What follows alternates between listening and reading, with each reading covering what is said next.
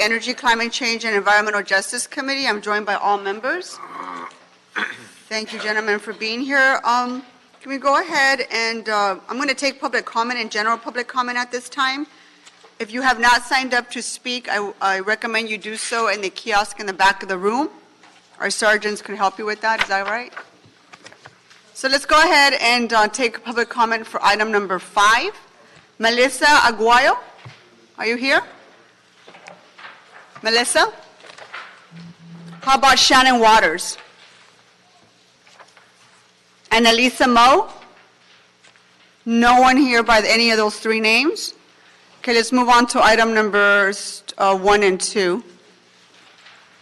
Sergeant, we sure you have the right committee up? Any of those people outside? Okay, let's move on to, yes. Okay. All right, we look like we have speakers for items 1 and 2. Jamie Court, are you here? Yes. Come on up. Andrea Leon Grossman, I thought I saw you. Come on up. So you filled out cards for items 1 and 2. Did you also want to speak? Did you also have general public comments? You want to take a seat? You're just speaking on 1 and 2. Any general public comments? No, just 1 and 2. Sorry. 1 and 2? Okay. Anyone else here for 1 and 2? Because these are the only 2 speaker cards I have. No one else is here from 1 and 2? Anyone here to speak during general public comment? Seeing none, then I would go ahead and allow these 2 speakers to speak, and then I'm going to close public comment soon after that, okay? Speak on 2 or 1, sorry. No, 1 and 2 is what you filled out a card for. For both of them. Yes. So you're going to get a minute for each of the items, so you have 2 minutes on items 1 and 2, and same for Andrea, okay? Go ahead. Okay, they're related. Now, as Jamie Court with Consumer Watchdog, I was in Burlington, Vermont with the Sanders Institute this weekend. The mayor of San Juan was there, Mayor of San Juan. She had something really important I think you all have to hear, which is she said, we're not doing our job if we're not making the people who don't do their job uncomfortable. When we don't make the people who don't do their job uncomfortable, people die. That's what Julian said. And if you think that there aren't people who die at DWP because they don't get their power turned off erroneously, or there's a billing error that pushes them in the wrong place, or they don't have heat, you'd be wrong. We don't have anybody watching who's ever had a job review. This Office of Public Accountability should not be above public accountability. And if you allow that to happen, you are turning your back on people who don't have a voice at the DWP. Ratepayer scandals, rate hikes, pay raises. We just saw Mr. Pickle make a case for executive compensation increases on his own website for the managers at DWP. While the city ratepayers don't have customer service, J.D. Powers puts us in the bottom rank for customer service among the utilities, and he has not had a job review. I ask you to reach your soul and not vote today for the powers that be that have spread money through this city. They would say jobs through this city. But they have corrupted DWP to its core. Today you should vote for accountability because Mr. Pickle may get a great job review. But no one in this city should be above her job review, particularly someone who runs the Office of Public Accountability and makes $300,000 a year, which is more than the mayor. He has failed at this job, in my view, but let's get an independent review. Please. We're not living in the Jack Nicholson movie Chinatown anymore. Please vote for a job review before we rehire Mr. Pickle. Okay, next speaker. Thank you. 2 minutes. Good afternoon. My name is Andrea Leon Grossman, and I'm with Food and Water Watch. I'm here to urge all of you to please consider a review of Mr. Pickle. He is called a consumer advocate, an advocate for DWP ratepayers. As a ratepayer myself, I don't think he speaks on my behalf.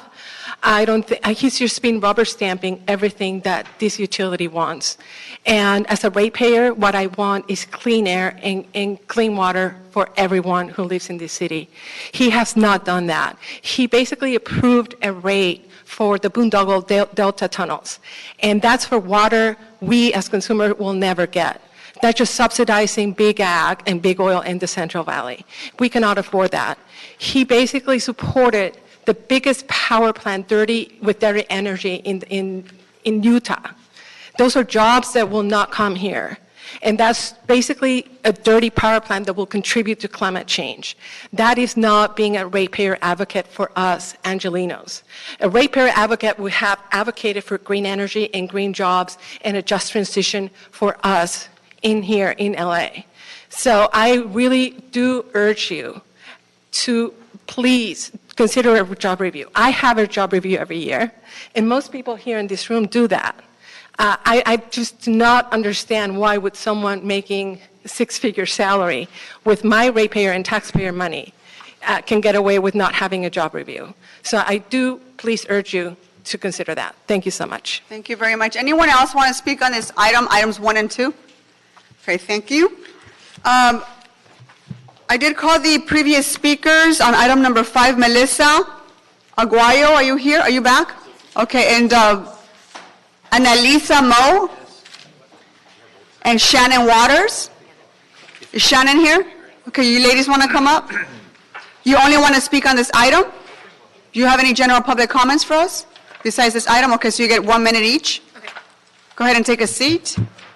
We can start with Melissa. All right. Good afternoon. Good afternoon.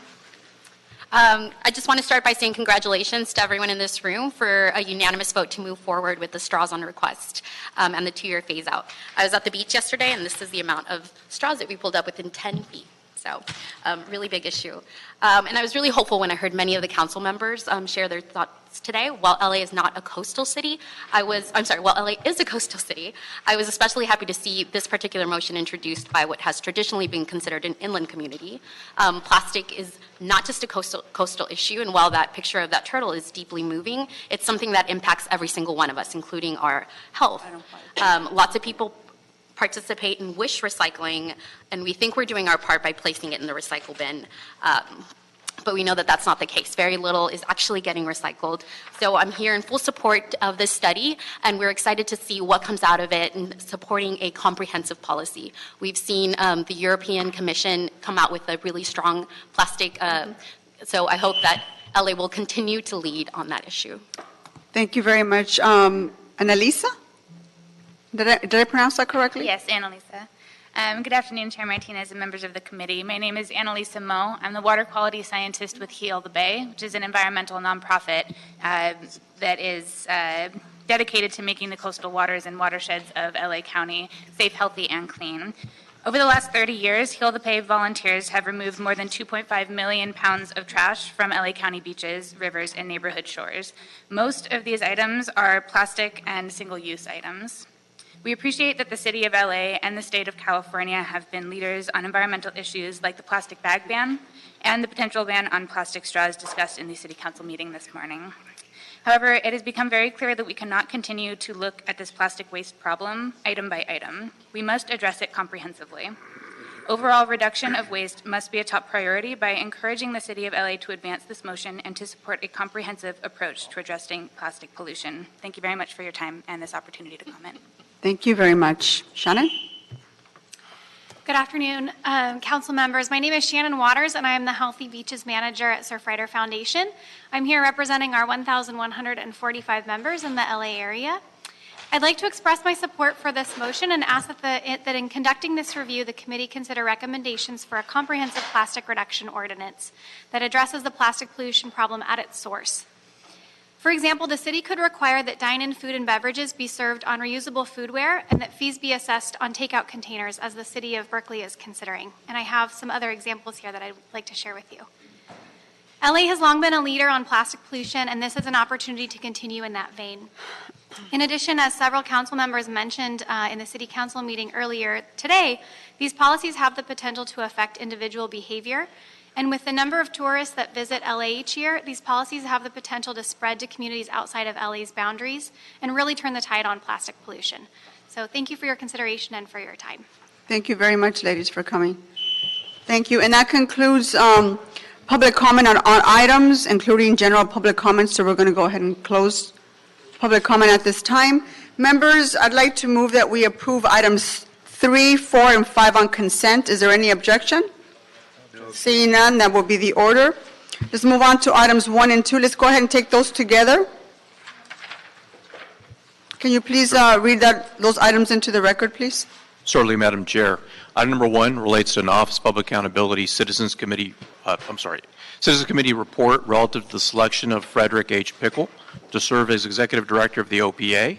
And number 2, motion Koretz Harris Dawson relative to obtaining the services of a consultant to conduct a job performance review for the Executive Director of the OPA and related matters. Okay, well, thank you very much. Why don't we go ahead and, members, since these two functions were established by voters, I think this committee it would be beneficial for us to be reminded about the history and the background when considering these two items. That's why I've suggested we take them together. If memory serves me correctly, I think Mr. Koretz and Mr. Kokorian, you were both here in 2011 when the voters created this office and hired the current ED. So for the benefit also of Mr. O'Farrell, Mr. Cedillo, and myself who weren't here, I think it would be beneficial to have a presentation on behalf of the CLA and the CAO's office at this time. And then after we're done with your presentation, I'd like to call the Citizens Committee up and personnel. Is anyone here from personnel? Okay, I'd like you to come up as well, ma'am, with our Citizens Committee so they can give us an overview about how the process worked, okay? Mr. Prieto, you want to start? Certainly, Madam Chair. Actually, I think. Okay. So we'll provide an overview, as you indicated, of the various, the charter amendment as well as the ordinances that pertain to this office. My partner here with CAO's office will start off with the charter amendment. Sure. Go ahead. Just briefly, in 2001, voters approved Charter Amendment I regarding the creation of the Office of Public Accountability. The Charter Amendment provides a broad framework for the OPA, including that the role of the office is to provide public independent analysis of the Department of Water and Power actions as they relate to water and electricity rates, that the office will be led by an executive director appointed by a citizens committee to a 5-year term subject to the council and mayor confirmation, that the executive director will report to but not be instructed by the DWP board, that the office shall have access to information to fulfill its responsibilities, that its employees shall include a ratepayer advocate, that the minimum budget of the office will be set at 0.025% of annual revenues of DWP, and that the controller authority to conduct fiscal and performance audits of the office would not be impacted by the amendment. The charter amendment also specified that specific provisions would be needed to effectuate the duties and responsibilities of the office, but in recognition of the need to maintain flexibility, those elements are to be addressed by ordinance. So as a follow-up to that as well, after the charter amendment was approved, the administrative and operations ordinance was devised. It established the mission of the OPA. It established the independence of the office, that it's a separate entity. It reports to the Board of Water and Power Commissioners, but it does not, it cannot be instructed by the board, the council, or the mayor. It has an independent aspect to it. In addition, the administrative ordinance establishes reporting obligations of the office, that is to provide information to the public, this entity, the mayor, and folks at large, as well as consumer protection provisions, that it has the ability to discretion to audit individual ratepayer cases and obtain customer data to develop analysis of customer service performance of the DWP. In addition to that, a separate ordinance was devised based on the charter's request, charter provisions, to determine the selection, the appointment of the executive director as it pertained to the Citizens Committee. An ordinance was approved by the council, which determined that the Citizen Committee shall consist of 5 Citizen Committee members, 2 members selected by the mayor, 2 selected by the council president, and 1 selected by the chair of this committee. In addition to that, a separate ordinance was also instituted relative to the removal of the executive director. It in essence stated that if the council wished to proceed with removal provisions, it would initiate the provisions with 2/3 vote to conduct a hearing, at which point it would conduct its hearing to determine if the executive director should be removed. If the council determined the executive director should be removed, then another 2/3 votes to engage in that removal. So these 3 main elements consist of the primary ordinances that relate to this office. Okay. Members, do you have any questions about what you just heard? No, Well, I is have that- my own comments, but Do you want to make them after? Because I'm going to have, the way I thought we would do it, we would have the CLA and CO's office give us a brief overview of the process, and I would have the Citizens Committee come up and talk about their process, and then we would have Mr. Pickles come up and give a presentation and answer any questions that we have of him. Would you like to wait, or do you have any questions specifically for these two folks? no, I don't have any questions, although I would correct an inadvertent error, because I believe you said that this was created in 2001. It was actually created in 2010. 2011. 2011 is what I have on my notes. Right, it was finalized in 2011. And I said that earlier. Yeah, she meant to say 11, but, yeah. You meant to say 11. I meant to say 11, sorry. Misspoke. Correct. So can we move on to? Yes. Okay, thank you, guys. I don't have any questions of you. But let's go ahead and bring up our Citizens Overview Committee. If you please come up, Mr. Wilkinson, Ms. Yanez, Ms. De La Cruz, Mr. Shorty. First of all, on behalf of this committee, I really want to thank you for your work. The work you've done on this matter, which has now turned into a little over a year since you started down this road and have been appointed to this commission. This committee. So at this time, I'd like to ask you to please introduce yourself, state your name, and then share a little background about yourselves. If you want to share, if not, it's not mandatory. But if you do have any background you care to share with us, that would be appreciated. So why don't we start with Mr. Wilkinson, since you were the chair of the committee, And thank you very and then we much. can have the rest of the committee members introduce themselves as well. Welcome. I'm Tony Wilkinson. I am, let me, along with self-introductions, I want to have a thank you. I want to specifically thank the mayor, Council President Wesson, and my councilwoman, the Madam Chair of this committee, Councilwoman Nora Martinez, because the people that were selected that we have been working with since November 9th, we're all very different people with very different attitudes, and we've had robust discussions.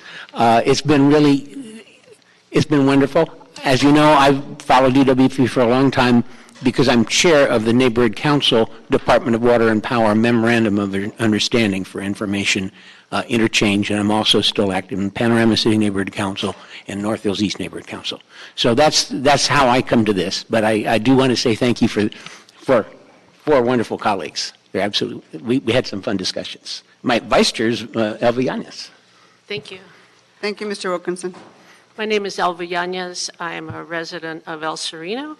I have been involved in environmental justice issues in my own community for many years, and I am director of Health Equity at Prevention Institute. We're a national public health organization with offices in Los Angeles, and we work on a variety of structural issues that impact community factors that impact health in the first place.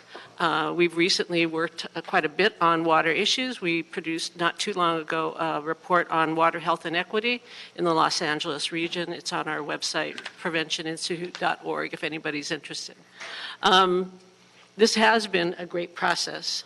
It's been long, but it's been enriching, and I think we've done a good job of giving ample opportunity for public input on the process, in particular, opportunities for people to weigh in on the previous ratepayer, Mr. Pickle, and our new ratepayer, Mr. Pickle.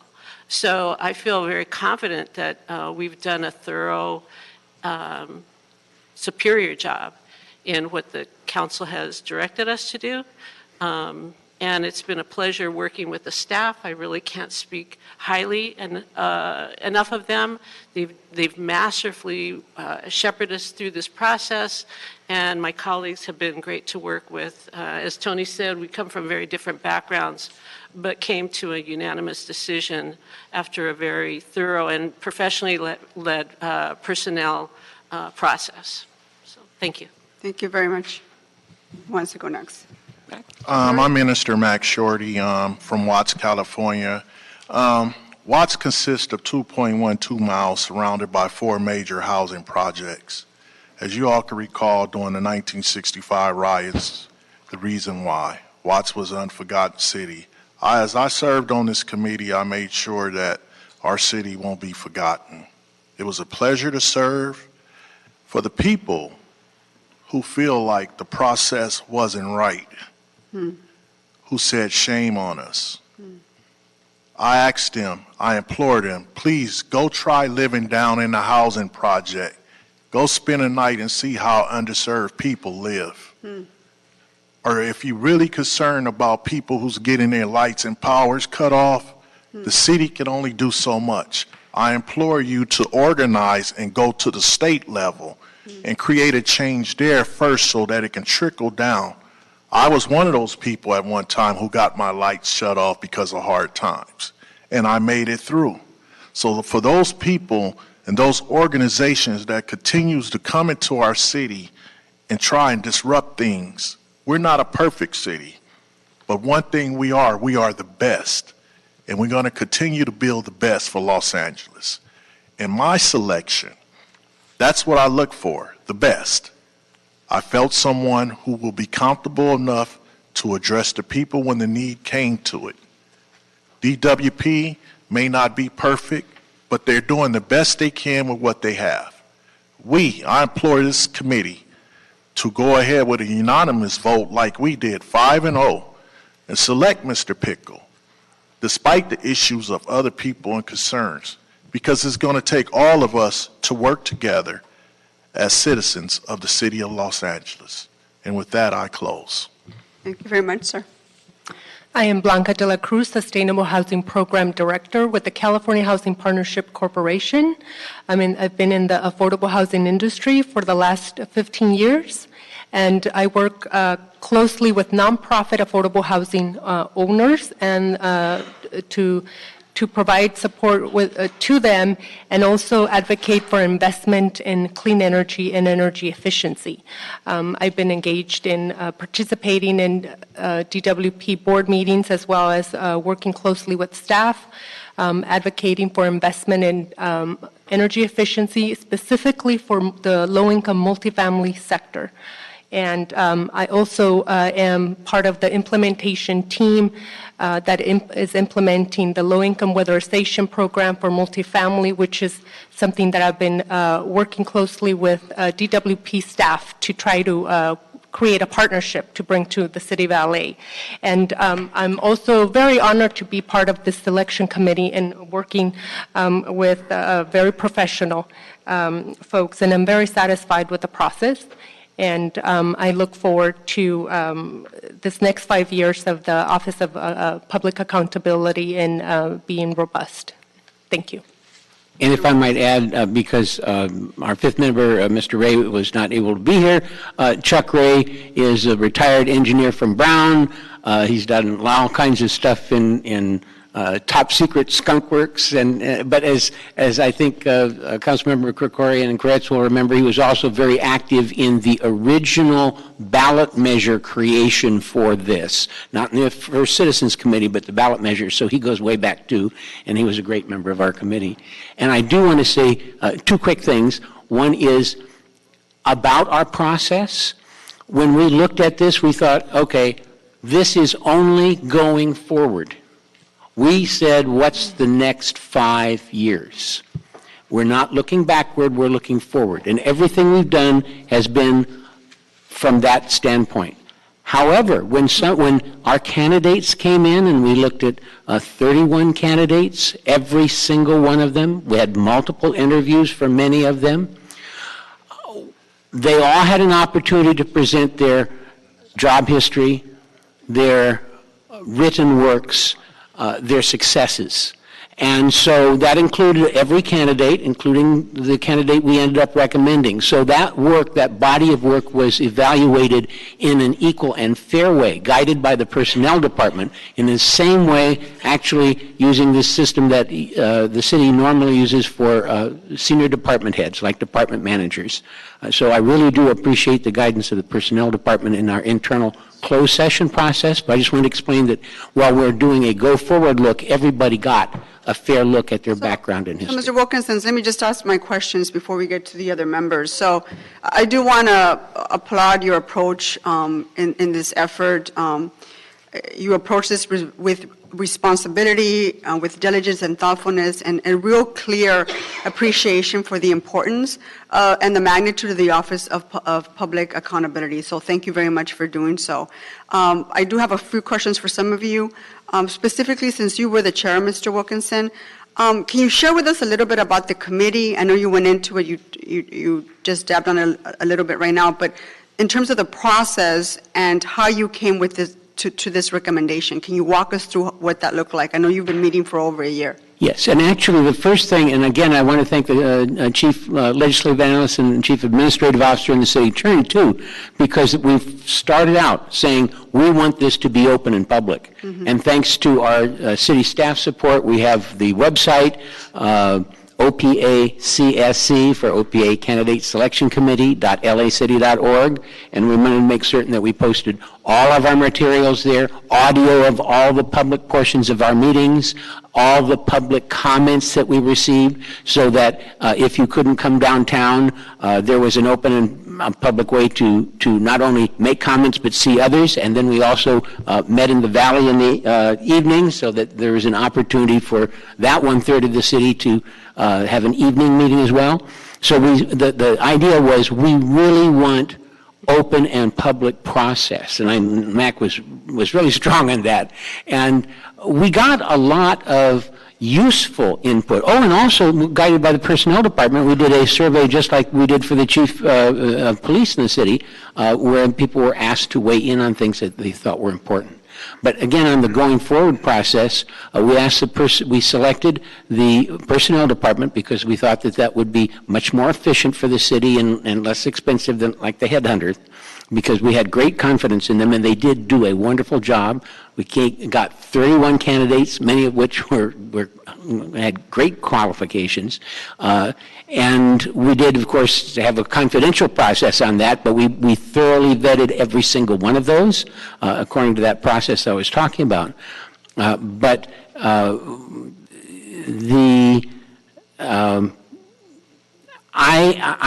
also want to say personally, because, of course, I've been accused of running a sham committee, I was never contacted by anyone in the city of Los Angeles during this entire 1-year period regarding our internal deliberations. It was entirely our own committee. So I think that should go on the public record. It's a model of propriety in terms of how this group was allowed to do its citizens' work. So when you guys came together to determine what kind of candidate you were looking for and how you saw this job and crafting the job description, Elva, can you touch a little bit on that? How you came about crafting, what kind of person you were looking for? Sure. I'd like to have my vice chair, because she participated a lot in the changes we made. I'm curious to know what that looked like, and how did you craft the job description, for example? Well, we, under the guidance of the Personnel Department and Legal, City Attorney's Office, we looked at the original job description and we made some modifications to the job description, I would say based upon our collective interest in the issue of equity, to ensure that there was more specific attention to the needs of low-income ratepayers whose voices are often marginalized in decision-making processes. We asked a lot of questions about what we could and couldn't do, and we ended up with a revised job description that highlighted the triple bottom line for environmental, social equity, and economic principles. And we also asked about people to speak to their experience working with underserved populations, and if they had implemented any kind of programming in their energy or water work in the past. And most people did, if they had that kind of background, respond to it. As an important aside, I think there was tremendous interest on the part of our group to see going forward a more robust community engagement process from the ratepayer's office, the ratepayer advocate's office, to ensure that those equity issues are addressed in a very explicit and straightforward way, along with metrics to measure progress over time. This office is 6 years old now, which still would qualify as a startup. And so we think now is a really important time for the council to really think more explicitly about what kind of outreach, community outreach and engagement efforts happen with regard to this office, as well as broader city operations as well. We know there's a motion moving forward for an Office of Community Engagement, which I think is great. But when we were interviewing candidates, we asked explicitly about their commitment to those issues. And by and large, everyone was very supportive of that approach, including the current candidate. And we think that there's a lot of opportunity and room for expansion in this area. I'll let my colleagues sort of add anything in that I've forgotten, but I do think that that became sort of the overriding concern moving forward for this office. We felt that, as Tony said, we did a thorough job. We found the most qualified candidate. We're recommending that candidate forward, and do think that going forward, that function of the office should and could be strengthened. I'm going to actually add that while we tried to focus on our single job, which was to select the recommended candidate, this process, as you can tell by Ms. Yanya's comments, also was very motivational, and all five of us said, you know, we have a lot of work to do in the next 5 years. This isn't our role, but I can tell you, you got 5 motivated people to work with our elected officials and the rest of the people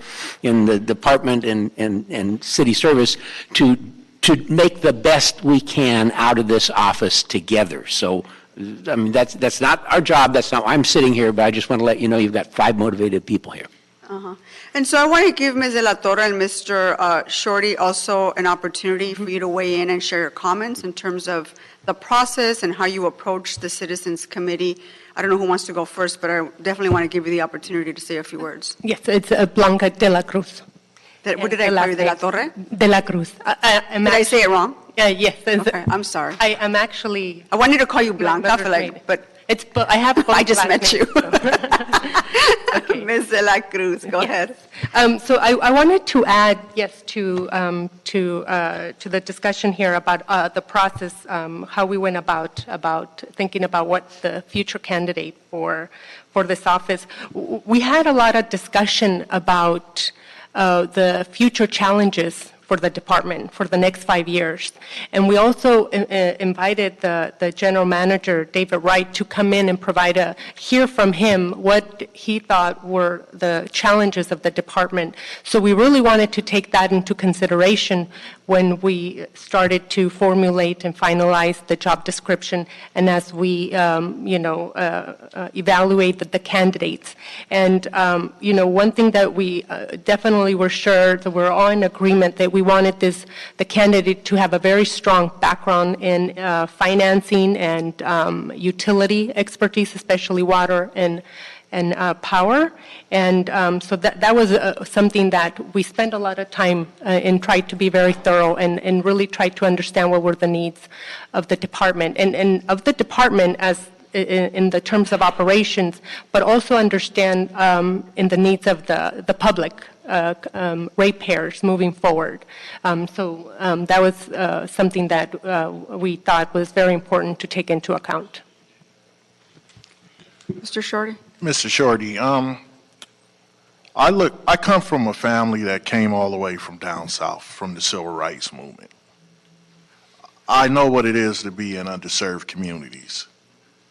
I champion for them all the time. This process was an open process. We chose the best candidate. We reviewed all of them. They all had great answers, great solutions. But we stuck with what we felt was the best person.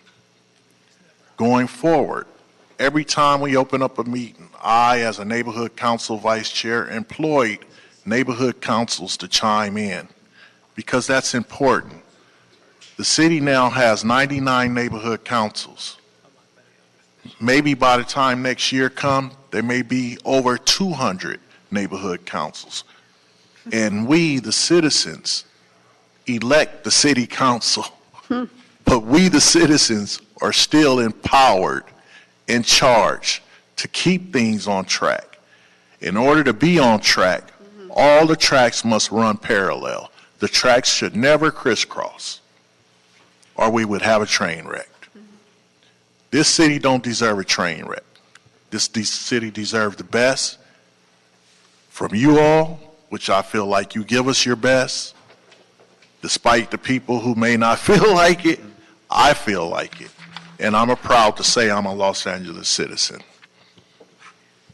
Thank you very much. Is there anything else you want to add? Because I do want to ask personnel staff. Is that you? I did have a question for you. I did want you to speak on the role of the department and its function through this process. So if you just, sorry, we don't have an extra mic, so we're just going to have to squeeze in. All right. Hi, I'm Janelle. Welcome. What is your name? Janelle Ishihata with the Personnel Department. Throughout this process, the Personnel Department provided support to the committee. We worked with them on finalizing the job announcement, the recruitment plan, nationwide recruitment plan, and also the timeline for this search. Once we posted the announcement, we accepted all resumes, communicated with any applicants, had questions about general process questions.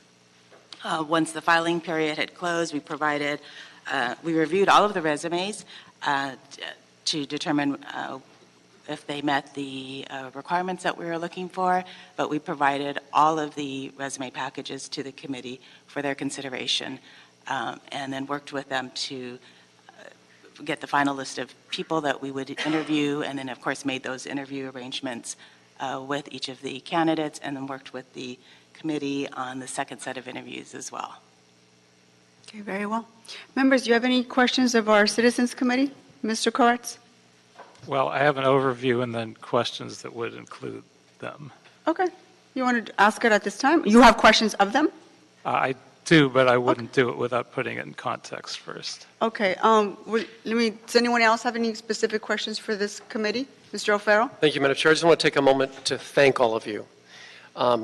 You've volunteered your time and your expertise for a very public process, and that means you've sacrificed. So, Minister Shorty, Ms.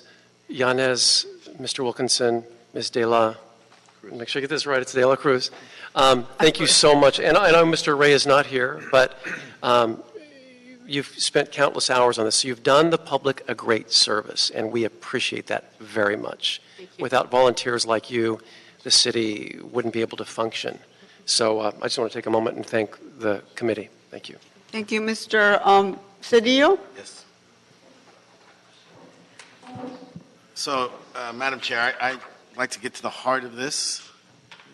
There's a motion and coming forward whether or not there's been adequate review. It seems to be that's the central question. So I want to ask the committee here, because you are mandated by the people of Los Angeles, if you have that concern, if any concern that you guys have been inadequate in your performance in terms of reviewing the candidate here, those concerns are raised. That the motion says that he's been doing his job without job performance for 6.5 years. In your selection, do you feel that that's the case? I'll take a crack at that. We met for over a year. We had 17 meetings. 17? 17. 1-7. 1-7. And we've heard public comment from one organization during the original hearing process that the candidate that we recommended was not doing his job.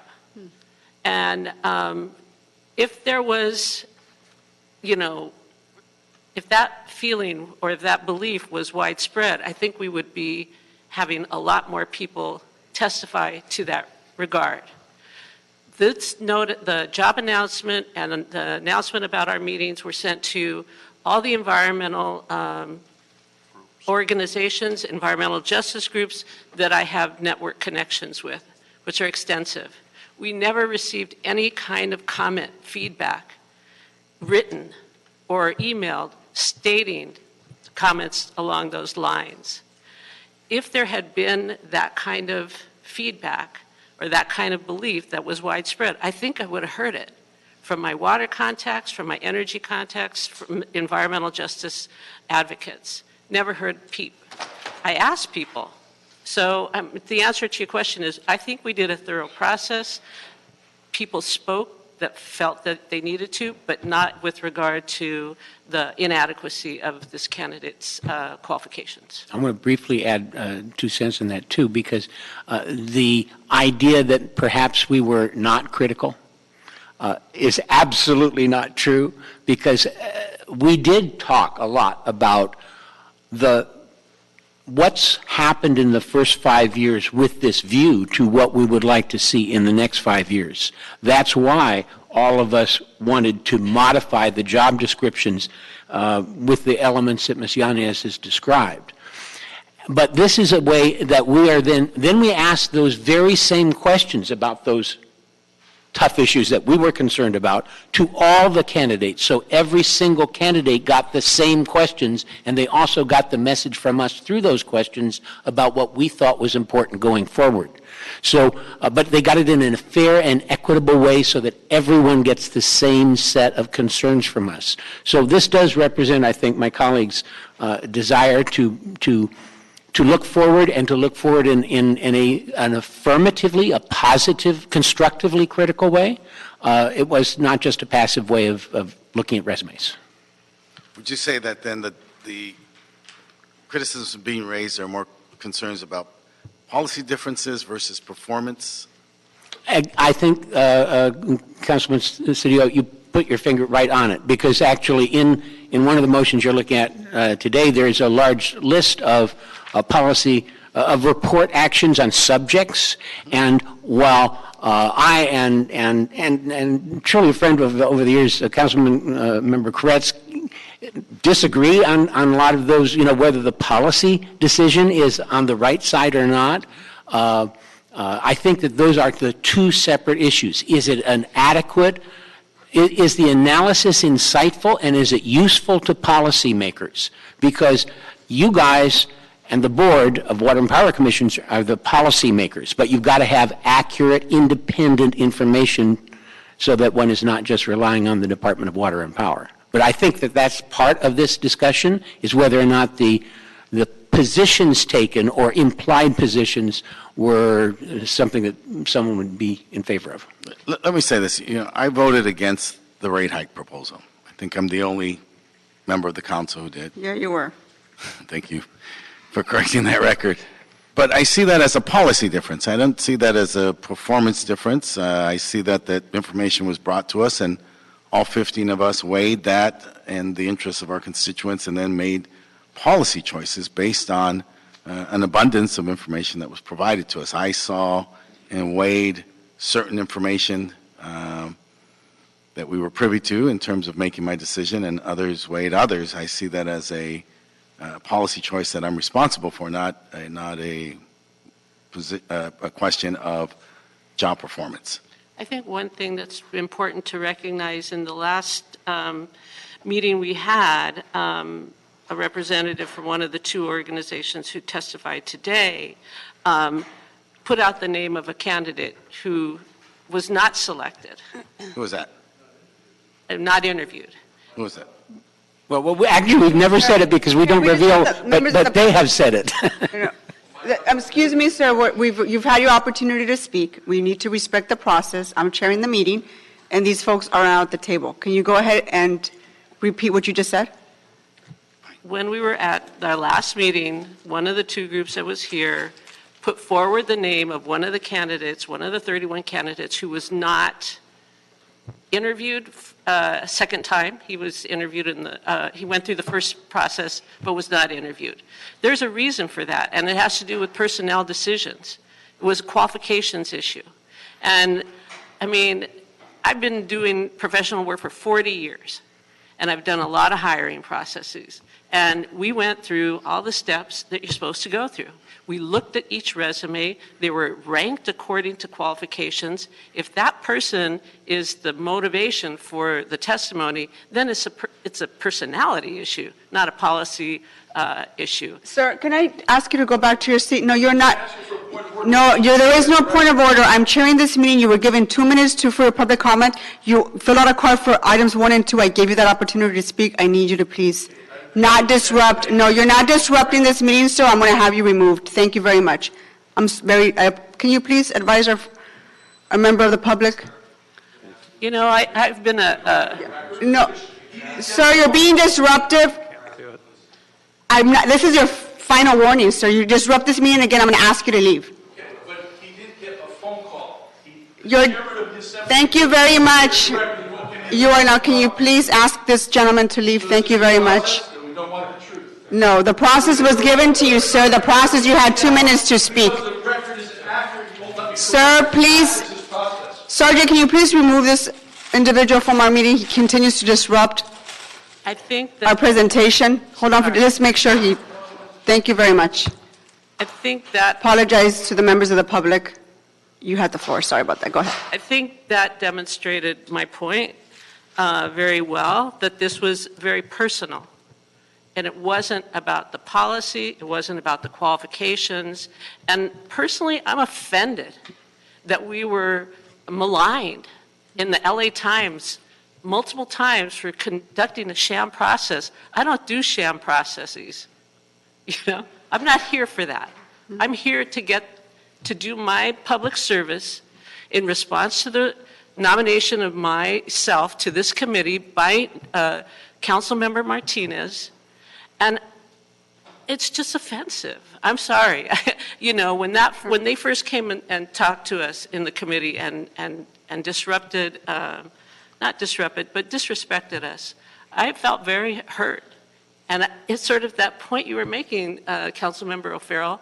This is why people don't want to get involved in politics. This is why this is why women don't run for office. And so, you know, I'm really glad you're doing this hearing, you're asking these questions, because, you know, otherwise I was just going to keep quiet. And I think that's wrong. That's not how a democracy works. If the gentleman who just walked out of this room is unhappy with the process, why wasn't he at the first meeting, the second meeting, the third meeting, all the way to the 16th meeting? His staffer showed up at 2 meetings. I will state that. But where are all the other environmental and environmental justice issue organizations who have a problem with Mr. Pickle? I'd just like to state, for the record, 17 meetings. Every meeting I invited people to chime in from the Los Angeles Neighborhood Council system. We got a few. They were satisfied with the process. I've since spoken to people during the neighborhood congress. They were satisfied with the process. They didn't feel like it was a sham process. For people who addressed us as shame on us, I'll take that shame. I'll take that shame because I live in a city that I'm trying to make better. A long time ago, my mother was murdered down in Watts.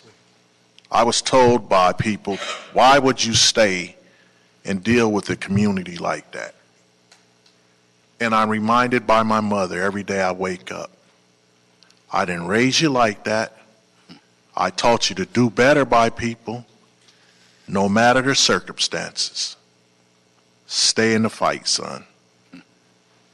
And I look at all of you as city council people, no matter the circumstances, no matter the heartaches or the breakups or the disencouragement, we all have to stay in this fight as a united city of the Los Angeles. Well said. Amen. Yeah. Mr. Cedillo, yeah, before Mr. Kokori. Yeah, let me finish, because I'm trying to, I have an experience prior to my job here. Many of you may know me. I was a union leader, but at the union for SEIU, for the County of Los Angeles, I represented discharged employees. I was their civil service advocate. And so what I want to see here is that we did for you is that there's a process that took place. I imagine there were applications, there's a review, there's a standard, there's a baseline, there's minimum requirements. That process took place. Absolutely. Yes. And so the candidates then that were engaged in were those who met the minimum thresholds, those that weren't engaged did not meet the minimum thresholds, and so then you move forward. That's right. And you're comfortable and satisfied with that? Yes. Yeah. Absolutely. And then so within, independent of whatever national search, if the city comes to a conclusion that the best the best candidate from the nationwide search happens to be residing in the city of Los Angeles, we're not going to discriminate against that candidate, are we? No. Right? And so the city has that not only choice, but also, I would argue, an obligation that if in fact the best candidate happens to be the candidate who works for us, that then we're obligated to make that choice. Is that the decision that you guys made? Yes. And actually in public meeting multiple times, we talked about we're wiping this whiteboard clean because we're now going to look at, it ended up being 31 different applicants, many of whom incidentally were very strong applicants, but they weren't strong in the techniques and analytical skills necessary to do this particular job. We had great applicants, but just like you say, this process of wiping clean ended up with this result after going through exactly what Councilman Cedillo says, the process and looking at the qualifications. I'd like to add, every person we interviewed, I think, left this process a better person. Number one, when you go for a job, it's not about the money. It's about the people you're hired to serve. If you forget about the people who you're hired to serve and represent, then shame on you because you don't have it. It's not something we can teach someone. It has to be in your heart already. And when you wake up in the morning and if you touch it, if it's still beating, that means it's in you. That's all I can tell them. I believe most candidates left away encouraged. Okay.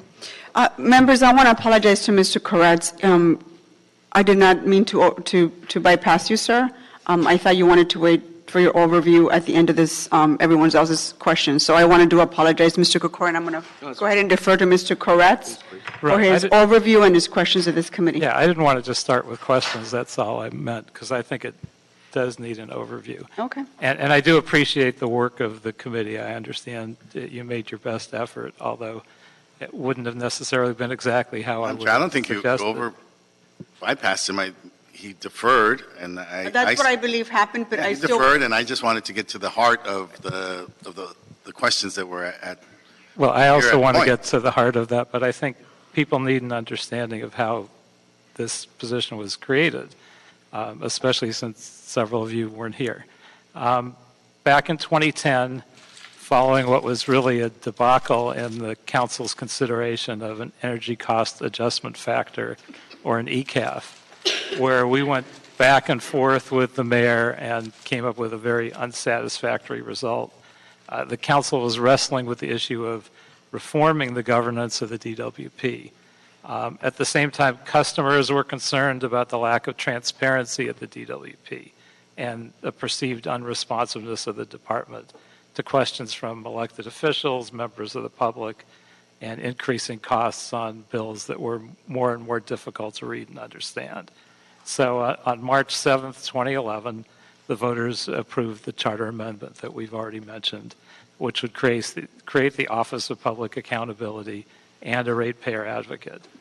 And the language of the charter, according to the CLA's analysis of the amendment, requires that the council by ordinance establish the provisions for the operation of the OPA and ratepayer advocate,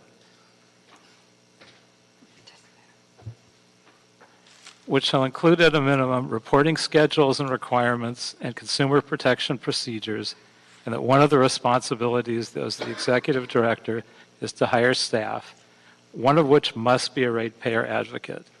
Now, the city attorney opined very early on that the ratepayer advocate could not be the executive director of the Office of Public Accountability. Here's a memo, very simple. May the executive director and ratepayer advocate be the same person? Answer, no.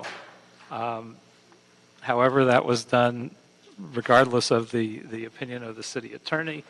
It was also noted by the city attorney that had it been intended that the executive director and ratepayer advocate could be the same person, Charter Amendment 1 would have been written much differently. And so I believe, number one, the executive director has been in violation of the charter, and knowingly so.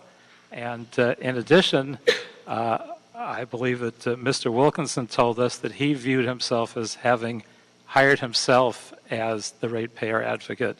I believe he has also said publicly he doesn't consider his role to be a ratepayer advocate, but merely the provider of analysis. So not only is it in violation of the charter, but in reality, even he thinks he's hired himself to do a job which he essentially says isn't what he views as his job. I would think that alone would merit a review. I introduced the motion before us today because it disturbed me that this committee and the executive, the head of the committee, Mr. Wilkinson, has stated in November that there has not been a review, nor will there ever be a review of the executive director's past performance. So essentially, we would rehire him regardless of what his past performance would be, just looking at a cold resume. I don't think that is accountability, and the head of the Office of Public Accountability should have to be accountable. Now, I was one of the leaders of the effort to create a ratepayer advocate. If you talk to the folks that helped to create it, I don't think that any of us would say that this was what we intended. From reading his prior statements, I don't think Mr. Pickle believes it's the responsibility of the OPA to advocate for the best interests of the ratepayer on either a financial or even a macro level, in terms of the fact that whether it's a little more costly or not, we clearly have to change how this department operates over the next 15 or 20 years to adjust to global warming issues and the environmental issues that we face.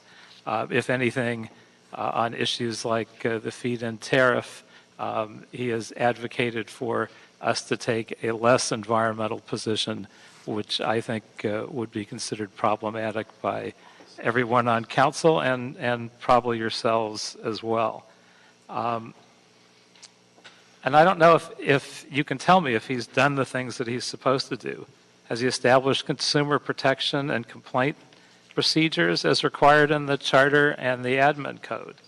Has he investigated legitimate complaints from customers and proposed recommendations to address the issues, while also auditing individual ratepayer cases? I mean, there are a number of things that I think are missing. Should he have been more critical of the DWP's new billing system and how it was going to be implemented by analyzing the potential pitfalls before the implementation? Has his office been advocating for lower income residents in terms of the programs that DWP does? Did the OPA utilize city resources responsibly and effectively? Did he leave vacancies unfilled, even though the charter calls for him specifically to hire a ratepayer advocate? And how could one expect us to just rubber stamp an approval of his job when a full review has not been done? I understand the idea to try to create a level playing field, but I've never heard of another position where there is an incumbent, and you just assess essentially the resumes along with everyone else's resume, as opposed to looking more critically at the kind of job the incumbent has done, and then looking at the resumes of people that might complete. It's, I believe, a very strange process, and we have a chance to correct that. We might well come up with the same determination once we gave a full review, but I think that should happen, and I think that should happen with all future persons that hold this position. But I think at an absolute minimum, not hiring a ratepayer advocate, and in contradiction with advice that we've gotten about its legality, and then also saying that you don't take that position yourself, even though you are accepting that position but not acting as such, certainly merits a review. Hi, this is Elva. I take what you say with a lot of sincerity and seriousness, and I think that we were charged to do a process that we complied with. If there are shortcomings with the charter, that was not what we were asked to fix. And so I believe these are separate issues, but related. Let me finish. Okay. Yes, in all good employment situations, you review people, but that was not included in the charter. So if there needs to be changes, that should happen. But we went through a process based upon the direction of the city and their best thinking. And here we are. What I find problematic is that, should we have hired somebody else because we heard that some people didn't like Mr. Pickle and had somebody much less qualified? Because that's what would have happened. Much less qualified, unable to do the types of analysis that are necessary. My sense is finish this process out and then go back and look at your situation with the overriding policy that is, directing this position and the office. But to combine these two feels unfair, and like I said before, I feel disrespected in a way. And I think that I can't speak for the rest of my committee members, but let us get through our process and then fix it, because city policies are never perfect. They also always can be improved upon, and I think that's what we have here. And I'd like to address your question. Mr. Shorty, he had a, go ahead. I'd like to address your question when you spoke of ratepayer advocate. Young lady came to me down in Watts. One day I was leaving the church, and she said her DWP bill was $6,000-$7,000, and they had been paying it, and they weren't getting no help from the Department of Water and Power. I gave her Mr. Pickle number. Some days later, she texted me, and she cried. She said, I finally reached somebody in the city that understands what it feels like to not to be able to pay the full amount that the DWP wanted. So to me, he's a ratepayer advocate. To me, when I give people his number and he's able to respond to those kind of issues, I'm more than satisfied. Because sometimes when I give people city council members, staff numbers, your staff don't even respond in a timely manner. So it's kind of like you point the finger and there's three fingers pointing back at you. But to me, he is a ratepayer advocate, and that's how I like to end it. I want to just... No, go ahead. Okay. So I just want to add, talking about being a ratepayer advocate, I do want to point out that we did receive 2 letters from DWP customers talking about how Dr. Pickle had helped them and helped them address their some type of, I can't remember the specific issue that they were speaking to, but they were calling to provide support to Dr. Pickle in talking about his role assisting them. There was also a letter that was submitted, a public comment from the Repower Coalition, and they provided recommendations in their letter for the office. And in the letter, they say Dr. Pickle did a good job. They did not say anything negative in that letter or specifically support the renomination. They just stated he has done a good job. So I just want to make sure that you're aware of that. And also talking about the analysis about, ratepayer advocate.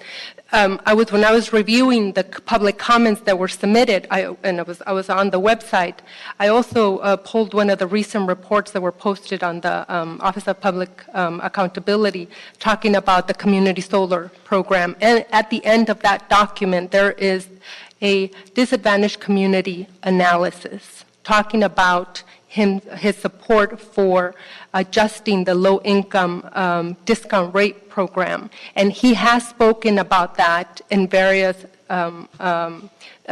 venues, not just when we interviewed him, but outside. So just wanted to make sure that that is also taken into account, and because we did. Thank you. Can I just, I'm not listening to this. I'm not sure that this committee is all that far different from Councilmember Koretz. The difference being that the implementing ordinance belongs to you. We're just a citizens committee that has a very specific job to do. But when we go and we look at the job description and we change the job description to indicate, yes, we did. What we want going forward, we are also being analytical about what we'd like to see in the future, but we don't run the implementing ordinance. We just have to work with what we've got. But we gave that message to people going forward, every candidate we interviewed. I'm not so sure in a lot of the perceptions we're all that far off from Councilmember Koretz. Mr. Koretz, do you have any additional questions, sir? Yeah, well, I would just say I haven't heard anything that would make me think a review is a bad idea. They've essentially said they're not going to do a full review.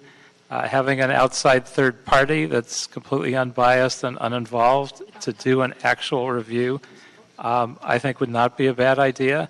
And at the same time, as I've proposed, we could assist and we should assist by having the city come back with an ordinance that lays out more clearly exactly what the responsibilities are of the executive director and the ratepayer advocate. I think just for the very clear violation of the charter in terms of requiring the hiring of a ratepayer advocate and not actually doing that, which is the most basic part of the job, I think a review is warranted, is really truly necessary, and if it turns out that after the review and comparison we still think he's the best choice, then he gets reappointed. But what is the harm in taking a closer look at the actual job that he's done? This organization has said they compare essentially the resumes, that they have not given a full review, and I can't imagine that that was ever contemplated in having an unreviewed person come back and get reappointed. It really doesn't leave us in a position to have much to make that decision by. Madam Chair? Sure. We as a commission individually done our due diligence to review every applicant. There was things that I questioned about several applicants, whether to be true or not to be true. But one thing I can tell you is the internet don't lie. There was countless nights where I didn't, wake up at 3 in the morning and get on Google, and I would Google. So I did my research because I represent underserved people of South Los Angeles. And we've been forgotten for many years. So I felt empowered to do that review because I just didn't represent Watts.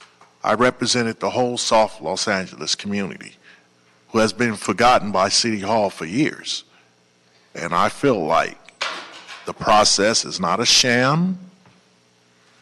We did our review. We did our performance evaluation of every candidate.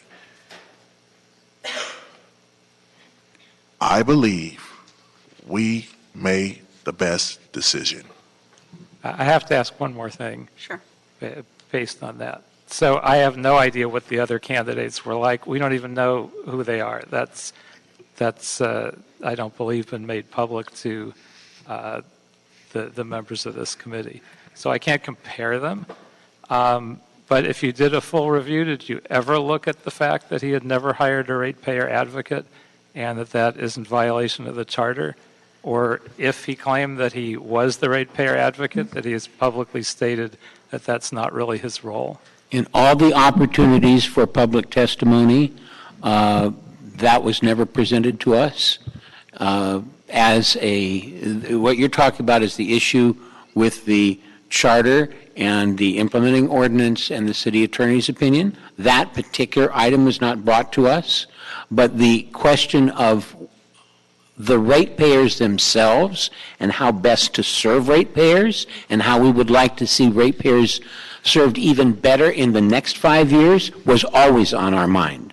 So the particular issue that you have was not addressed by the committee, but the concern about the ratepayers was. My only concern was, are we as a city giving him enough money to do the job?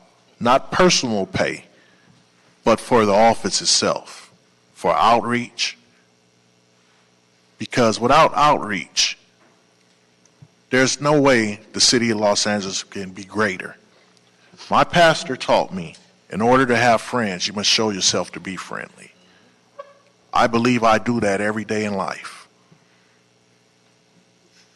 We as a city need to provide him the things he needs to do his job. I understand his office is receiving so much of the DWP budget, but ask yourself, is it enough to help over 800,000 people?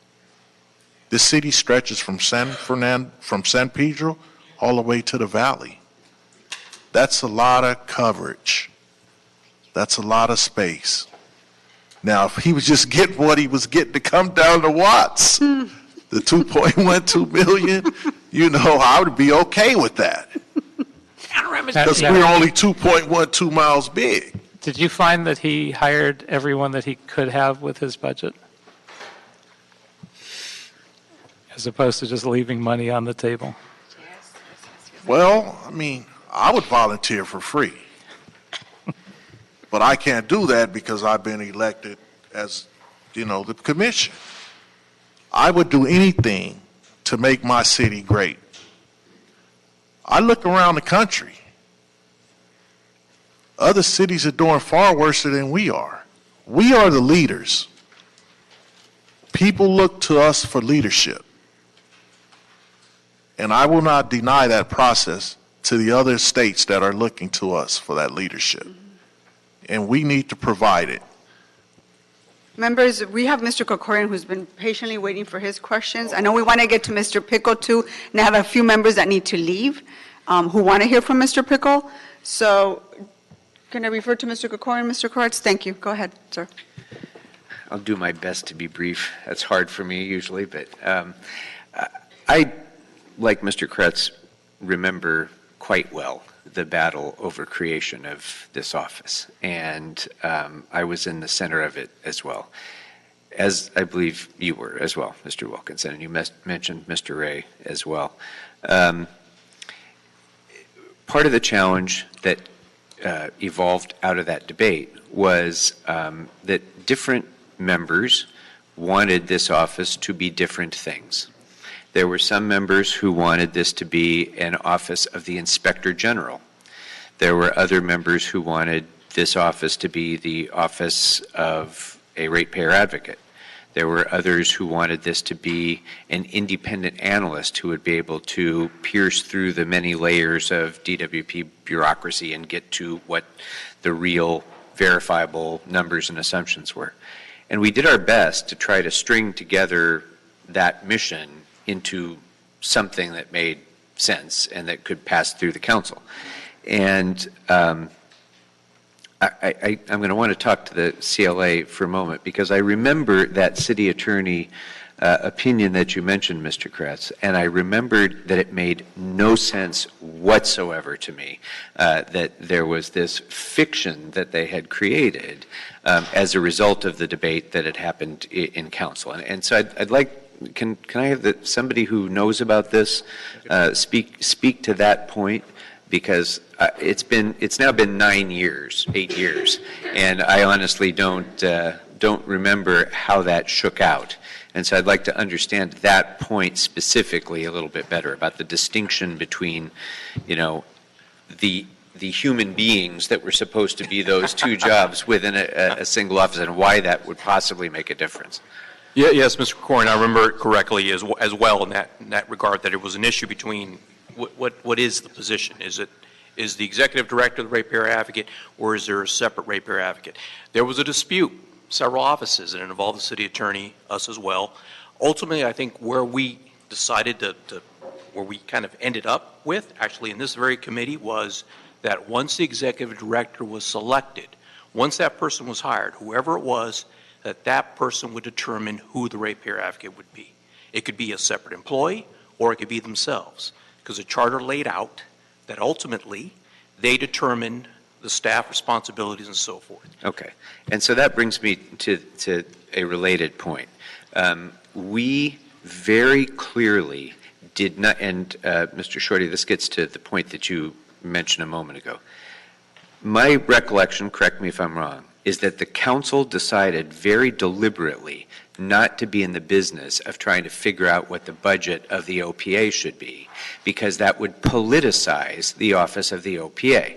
And the initial thought was, let's bring on somebody who can then give us a budget proposal. Yep. And then we settled on this fixed percentage as a floor kind of idea, so that there would never be the ability of elected officials to defund the office because they didn't like what he had to say. Yes. That was a very deliberate decision that was made. Yes. And by the same token, this idea of reviewing performance raises some of the same concerns to me. When I review an employee's performance, that employee knows that they answer to me. And I make the choice of whether they stay hired or not stay hired. And that means they're going to care a lot about what I have to say. The idea of the OPA was that he shouldn't care what we have to say. He's there in order to give us independent advice, regardless of whether we like it or not. And in fact, the debate that gave rise to this was the very debate where a mayor and council were going in different directions on something, and we needed somebody who didn't care about what either of us thought, but could tell us what are going to be the rate impacts of this. And so I don't know how we could set up a situation other than the work that you've all done, which you have in fact done over the course of 17 meetings, I guess. I don't know how we could create another situation that would evaluate performance without imposing authority, and that would give me pause. Mr.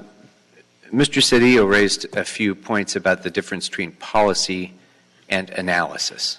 And again, we debated this issue at length, and I think most of the council, if not everybody in the council, was deeply concerned about the idea of giving authority to somebody who is not accountable to voters to make policy, and that should not be the job of the OPA.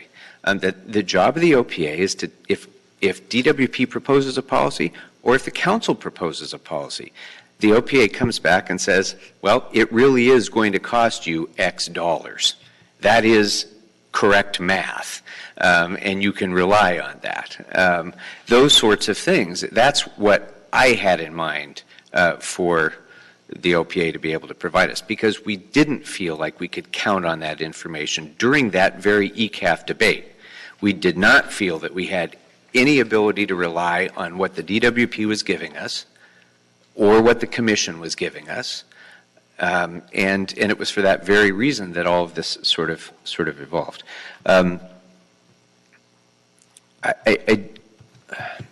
I've got more things to say, but I know we're kind of in a rush on this. So let me just say this last point, because I haven't worked with most of you. Mr. Wilkinson and I go way back. But having heard from you, I have gleaned this. Mr. Shorty, you have been a champion for underserved communities in Watts and South Los Angeles.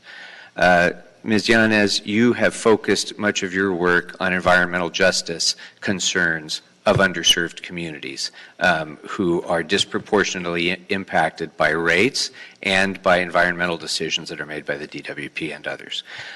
Ms. De La Cruz, you mentioned that you are an advocate for affordable housing and the people who need it. And Mr. Wilkinson, you were DWP chair before I was on the council, I think, for the neighborhood councils.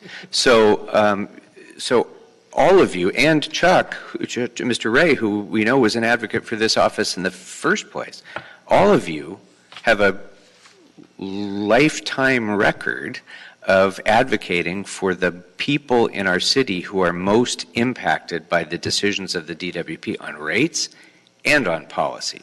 Is that fair to say? Mm-hmm. Yes. Okay. So, I mean, and I assume none of you are DWP employees.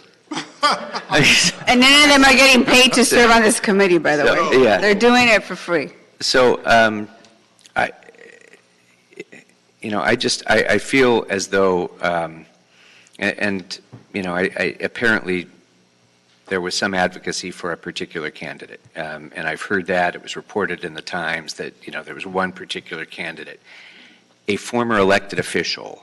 And that candidate's being disregarded sort of gave rise to a lot of this. I served on that same committee in the State Assembly. I was a member of the Utilities and Commerce Committee. I've been a lawyer all my life. I've served on this council overseeing the DWP now for almost a decade. And I can assure you, I don't have the ability to look at studies and reports and analyses like a utility professional does, like somebody like Dr. Pickle does, like even people in our CLA's office and CAO's offices. I don't have that skill set. So membership in a legislative body, to me, is not a qualifier to be in this position. In fact, in some respects, it's a disqualifier, because we should not have someone who has a political ambition seeking to fill a position like this. That was the whole point of creating the position in the first place, is to take the politics out of it. So, Madam Chair, I guess I don't really have any questions, I guess, I guess my question is any of that wrong? I want to thank you, Councilmember Krikorian, because everything you're saying is going through my mind at the same time. I really am on that wavelength. We've got three different things. Actually, ideally, this office would do all three well in a way that would make people happy, except the not set policy. They may say, this costs X, but if you want to have a policy to, let's say, support this particular industry at this time, it may cost ratepayers more, but that's in your policy area. In other words, just give that kind of analysis, but not set and it should be, and we would object if it were otherwise, I think. And I guess finally, Madam Chair, in closing, I just have to say that I've worked with Dr. Pickle since he took office. We've been through 5 general managers of the DWP, I think, in that time, 4 at least. And each one of them is different. Each one of them had a different approach to the job. Dr. Pickle has been the constant. I've never once felt as though Dr. Pickle's recommendations or analysis of others' recommendations has been anything other than independent. And I haven't always agreed with him. He's sometimes disagreed with things that I wanted to do. And I think particularly about rooftop solar, and we had a different view about the relative cost of that. That's fine. We can disagree. But I've never felt a lack of independence. I've never felt as though he was being biased in some way, and to me, that's all I can really ask for from a person in that position. Thank you very much. Are there any other thoughts from the committee? I really, Madam Chair? Mr. Koretz, yes. Just a few things. One, obviously, you have a strong committee with each member with some strengths and very notable community involvement. So nothing I've said disparages that. In fact, it's almost an unfair advantage on your side because of the qualifications of the folks that made this recommendation. A couple things I should say. One thing for the record, there's been a lot of discussion about Mr. Gatto. I know from my conversation with Mr. Court, his objections were not because Mr. Gatto didn't get it. Mr. Gatto was recruited because he felt Mr. Pickle was inadequate, and they tried to pick someone that couldn't possibly not get an interview, and they're obviously upset that that wasn't the case. But be that as it may, I don't think it really has anything to do with the issue at hand.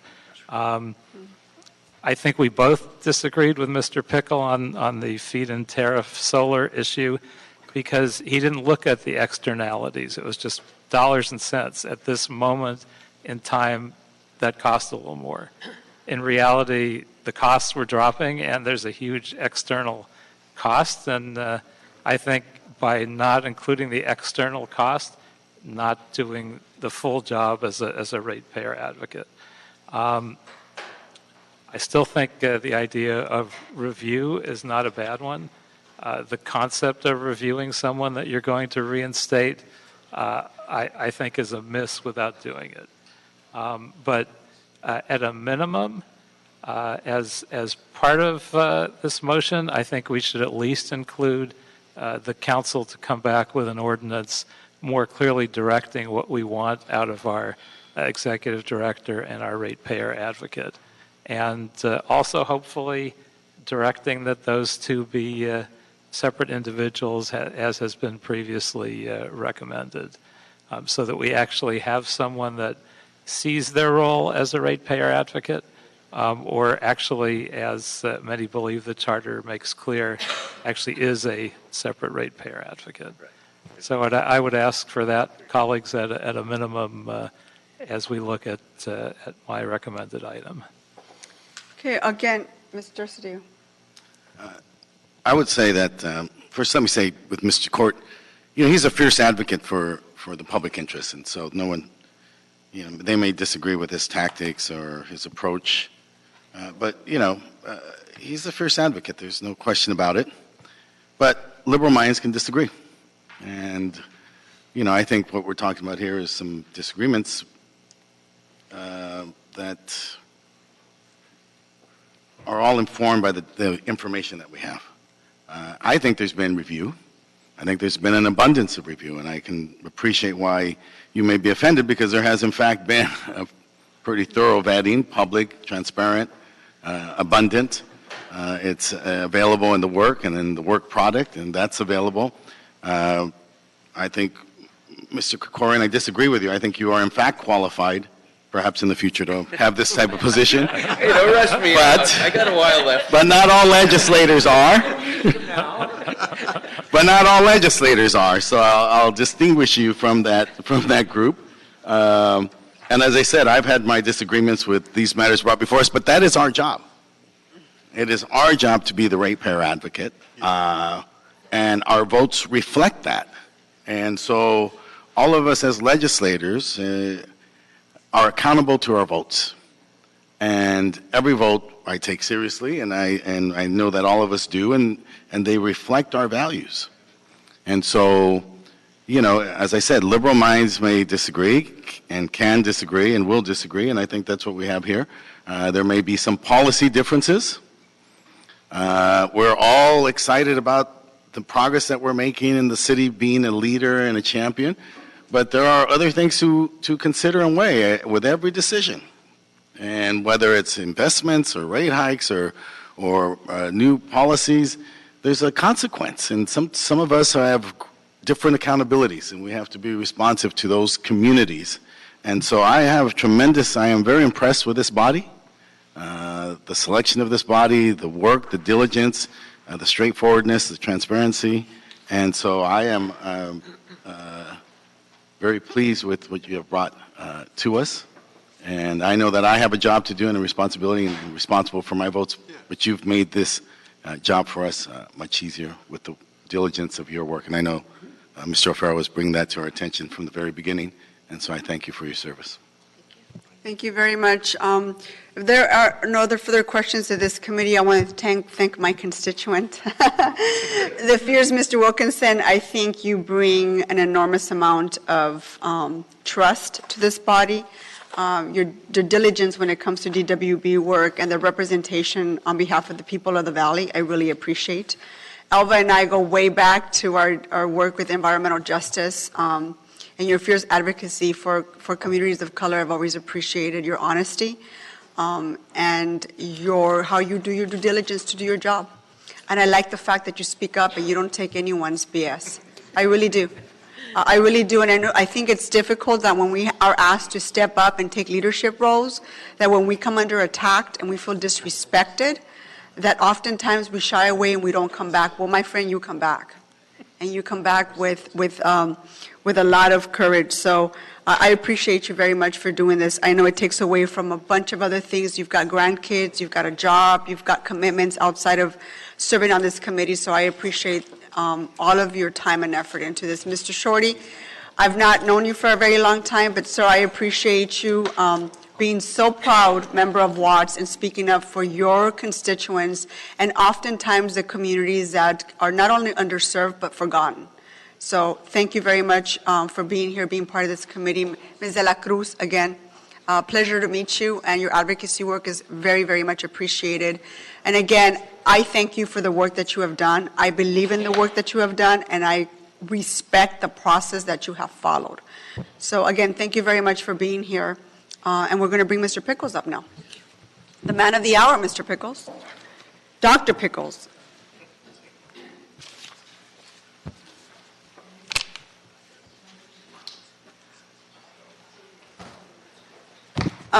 Dr. Pickles, I know that my colleagues, including some of the concerns that were raised by Mr. Corretz's motion, are going to be up for discussion today. But, sir, I want you to open it up with just explaining to us why the Citizens Committee made the right selection and why you feel that this council should confirm your confirmation appointment.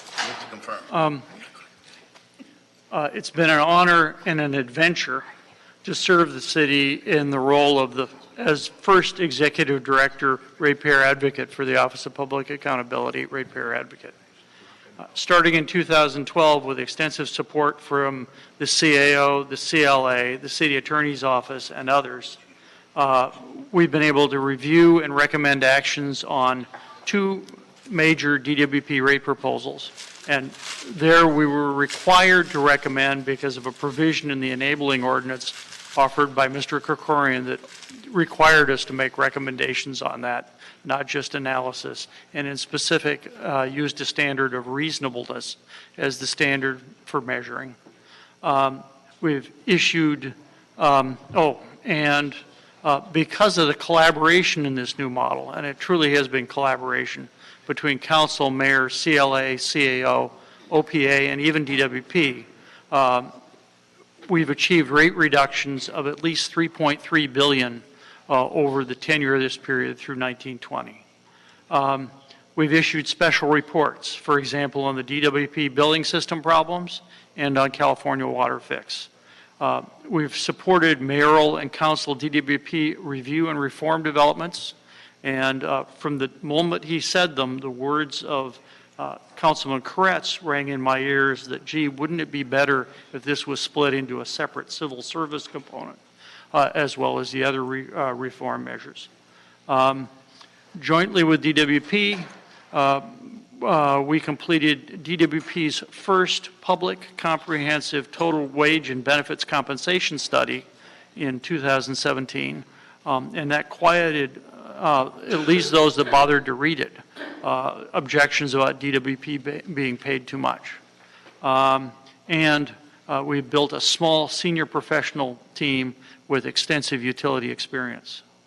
Looking forward, in the next few months, we're going to complete a joint OPA DWP benchmarking effort exploring costing, staffing issues. It had begun in September of 17. It should help guide the city in improving services and cost management, an area with which it struggles, or areas with which it struggles. The struggle to decarbonize our future will get tougher in the next 5 years. Every power supply decision will be extensively scrutinized for environmental, cost, reliability, and equity impacts. This is a key area. Some of the most promising solutions could come from reducing carbon emissions through planning between sectors. For example, enhancing power supply for electric vehicles and smart fleets. At the most basic level, on equity, DWP's low-income and lifeline rate program needs attention. I continue to push for feasible steps forward, as I have in the past, starting with the 2016 rate review.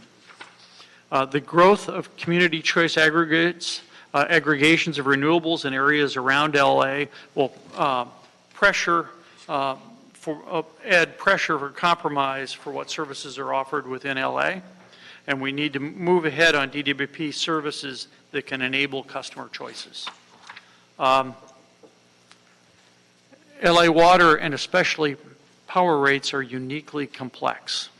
We have a rate review midterm with first-time powers delegated to DWP planned for early 2019, and the current rate authorization only runs to 2020, mid-2020. If this is delayed, DWP's base rates become subject to a performance rate adjustment of inflation minus 1%. An experienced team can guide these steps, and the existing OPA staff has that expertise.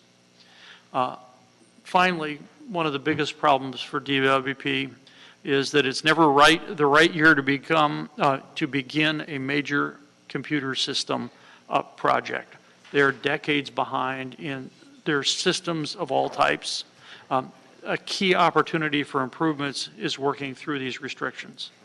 I would like to continue my efforts leading the OPA team, and I thank you for your support, and I thank the Citizen Selection Committee for their appointment. Thank you, Dr. Pickle. I know I do value the responsibility of the Citizens Committee, and I respect the recommendations. I know that our members have a few questions. Mr. Correz, did you want to start us off? Yeah, just a few, and I'll make it relatively short. First, on the environmental focus, I'm encouraged to hear what you just said, but probably your most active advocacy during your time has been against the feed-in tariff and solar. And I know you went to a number of neighborhood councils. We felt compelled to send a staff person to make the opposite argument, and it was a complete disregard of environmental externalities. How have you come to a different position as you articulated where we would consider the actual environmental impacts that we may be causing by something that at the time might cost a little more? For a lot of energy supply decisions, I have for the last decade. 4 years before I joined City of LA, I would look at the cost of carbon implied in some of the choices. And by looking at that, I found, from my perspective, carbon was the biggest externality. For the feed-in tariff, I saw that for the same amount of money we could get at the time, 2 times more solar, therefore 2 times the carbon reduction. And since then, prices have gone lower on the large-scale desert solar, so we could get even more carbon reduction now. And my focus has been on that specific externality as the major player in our choices during this period. And do you feel like you've given enough analysis in terms of the water fix project? Because the costs seem to be going up and up, and LA through Metropolitan Water District seems to be getting a larger and larger share of responsibility for that. Have you ever flagged that for DWP that we should be taking a second look?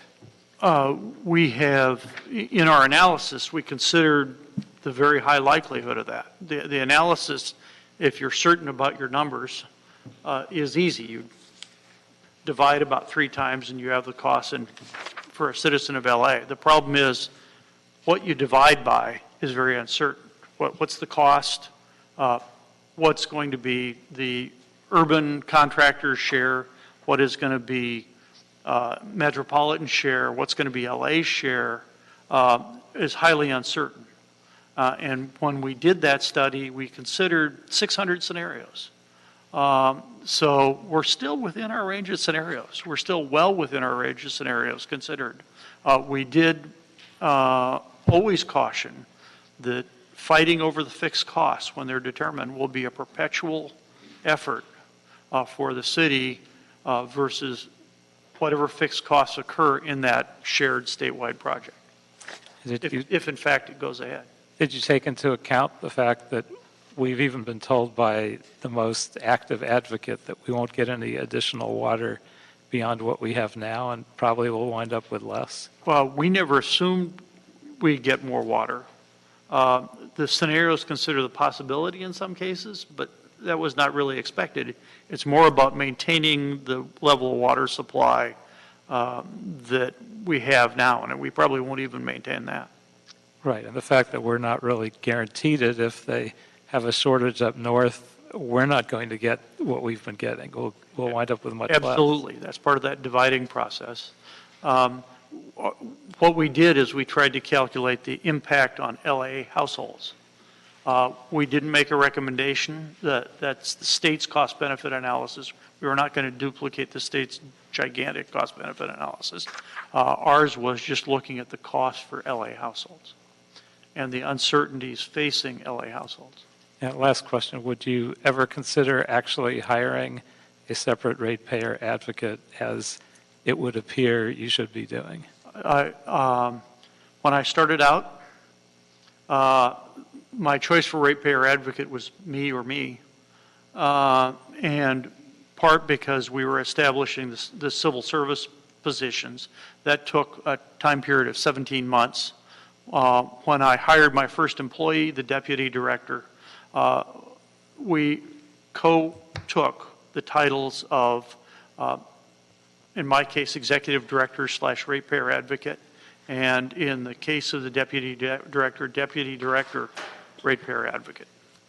And the deputy director handles all customer complaints. That's one person with other responsibilities. And we can't be a call center. DWP has 300 people in their call center. We handle things that meet the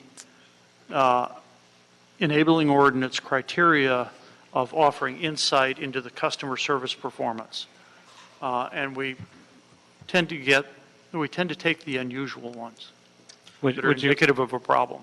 Would you ever consider hiring someone that was the only person with the primary focus in terms of policy recommendations as a ratepayer advocate function? Councilman Krikorian talked about our minimum budget. Since we occasionally upset people with our policy recommendations, I try not to hire the personnel costs above that minimum charter level. And another component is we have a challenge getting enough exempt positions to keep exempt staff for an office that obviously turns over leadership. So we handle the rest through contracting during periods of peak work, like during a rate review. Thank you, Mr. Kurtz. Mr. O'Farrell, I know you have to leave, and so does Mr. Cedillo, so. Thank you, Madam Chair. Just really quickly, notwithstanding Minister Shorty's testimonials about how you have directly helped constituents in need. What is your level of meeting with the public or having sort of interaction with members of the public? We tried to measure that. We could measure that in files. An easier measurement is not counting emails with other parts of DWP. The Customer Relations Office is the special office that handles special rate issues. We look back and we've sent 315 emails to that office so far this year. As a way of just communicating out what your office has been up to. But the cases we take weeks to resolve.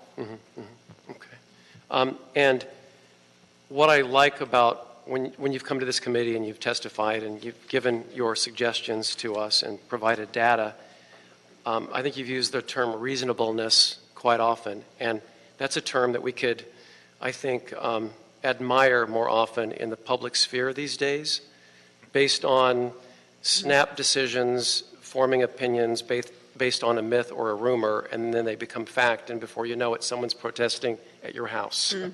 So I like your process. So you've been accused in this hearing of corruption and rubber stamping. How do you address that based on your 6+ years of experience when you hear those types of accusations? I want to give you a chance in public to refute those accusations. Mr. Court, in his comments about our office, has lots of fire, lots of passion, but as far as I can tell, he's only been right on one fact in all his comments. Or publications. Since before he commented against the reform proposal that would have allowed my office to increase its minimum budget, that might have allowed us to increase the base hiring level.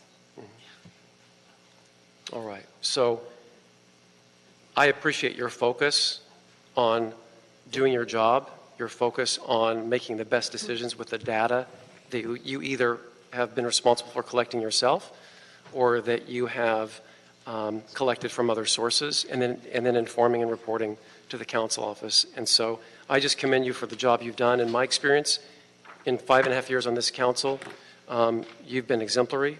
It's no surprise to me that you ended up becoming the overwhelming favorite choice based on your interviews with the criteria that has been set and the fact that you were evaluated on your body of work, your entire body of work. And that is the same for all of the candidates that applied or were interviewed for this position. And that, to me, indicates an evaluation of your job as our ratepayer advocate, and I appreciate that. Thank you, Madam Chair. Madam Chair? Yes, Mr. Correct. Just want to add, just in case there's any misunderstanding based on Mr. O'Farrell's comments, I assume that was directed at Mr. Court and not me. Just for the record, No, I just was asking him because the comments were made in public testimony directly toward Mr. Pickle. I understand that. I just want to make clear for the record. That was absolutely about Mr. Court. Not anything untoward about Mr. No, I don't think anyone took it that way. No, I certainly didn't take it toward you, Mr. Court. I believe it has been completely honest and above board, and there's not a hint of corruption in any way, shape, or form in his service. No, it didn't come from you, sir. It came from public comment, and they used the term corruption and rubber stamping. It did not come from you, sir. Okay, well, thank you for clearing that up. Okay, so, no, Mr. Corretz. Well, Dr. Pickle, thank you very much. I don't think any of the other members have any questions of you directly. I do want to ask Blanca and Elva to come up. Sorry, I'm having to do this again, but I did want to ask you, I know the committee had very specific recommendations for the role of this office, and I would like for you to also state those into the record, because I would like to roll them into my recommendations for items number 1 and 2. Sure. Again, my name is Blanca de la Cruz, and I wanted to provide some personal recommendations for the office. And as I had mentioned, I I represent nonprofit owners of affordable rental housing in the city of Los Angeles that serve low-income renters. And for the next 5 years, I would like to see Dr. Pickle enhance the functionality of the office by increasing the office's public engagement and become a stronger advocate for underserved customers, DWP customers, and by taking the following 2 actions. 1, filling the public outreach position to help make the office more accessible and engage the public, in addition to this position engaging with the utilities and city leaders. Second, by working with this committee to create a framework for an advisory council to allow for community-based organizations to voice their interest and matters about equitable access to LEDWP services, specifically on the energy and energy efficiency and clean energy. This is important because energy efficiency is a key strategy for the 100% renewable plan and for LEDWP to meet its sustainability goals. But these efforts must include investments in clean energy and energy efficiency programs that are accessible to multifamily customers. And multifamily customers currently do not have a specific energy efficiency program that can be easily accessed. They have to, enroll in different programs. And my organization and our partners' expectation is that under Dr. Pickle's leadership, the Office of Public Accountability will redouble its advocacy efforts to ensure that equitable access to DWP's services is part of the 100% renewable plan, and to oversee that the $100 million that were approved by the LEDWP board on June 2018 to uplift low-income multifamily renters through investments in energy efficiency programs are in fact spent on the multifamily sector, as it is intended to, and also in a timely manner. And lastly, to help make DWP more transparency in this area of energy efficiency services to the multifamily sector. So thank you. I think those They're are all really good. Great recommendations. The thing I would add to that is to ensure that the work that's done on community engagement follows best practices for community engagement. There's a lot of types of community engagement that happens. A lot of it's just check the box. We went out and we had that meeting and 5 people came. Great. And I think when we look at best practices, and I'm drawing on the work that we do at Prevention Institute in synthesizing and advancing best practices for health equity, it's really to work with community-based organizations that are already embedded in our communities and build their capacity on the issues that Blanca has identified, water, energy, power, efficiency, and have those groups be sort of your partners in doing the outreach. It's not just one person, though that one person who's in charge of engagement should be fully vested and fluent in these kinds of best practices, but that you're building capacity in the community-based organizations that represent these underserved communities because they have a better connection to them. To expect that underserved individuals who may be working 2 or 3 jobs have time to go out and become deeply knowledgeable about energy efficiency issues or stormwater capture, et cetera, is not going to happen. So let's work with our nonprofit partners, as DWP is already doing, but much deeper, so that we actually invest in building their capacity to do the work. Much like Pacoima Beautiful has invested in its own capacity, we do that with many other CBOs around the city, in Watts, in East LA, in all over. So that would be my only addition, is to really dive deep and do a good job when you do the kinds of recommendations. Thank you, ladies. Thank you very much. Thank you for those recommendations. Now they're in the record. So I'm going to go ahead, members. I know you both two of you have to rush to committee. So I'm going to go ahead and propose the following two actions. Number one would be to move that we confirm the Citizens Committee selection of Dr. Fred Pickle to serve as the Executive Director of the Office of Public Accountability. And for number two, if it's okay with Mr. Koretz, I want to recommend that we keep this matter in committee so that we can get additional information from the City Attorney's Office with regards to the performance reviews. I would further ask the CLA and the CAO to report back to us on strengthening the Office of Public Accountability to ensure it addresses the environmental and customer service principles in its review of DWP actions. As the Citizens Committee has pointed out, we should also be looking at ways to enhance the OPA's ability to address a more diverse philosophy of a ratepayer advocate. This report back should include a review of the recommendations just stated by Ms. De La Cruz and Ms. Ñañez, recommendations made by your Citizens Committee.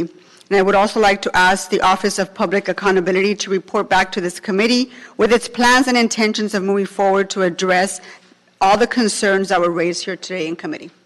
Are there any objections? Madam Chair? Yes. If I could just ask that you separate item 1 and 2. Absolutely. Item 2. Let's go ahead and vote on item Excellent Sure. recommendation. Item number 1 is now up for vote. Everyone in favor, please signify by saying aye. Aye. Okay, any noes, objections? Mr. Koretz, item number 2 is now before us for a vote. Everyone in agreement, yes? Okay, any objections? Seeing none? Okay, thank you very much. This meeting is adjourned. Thank you very much for being here. You couldn't Please stop. resist. You just could can't not resist. take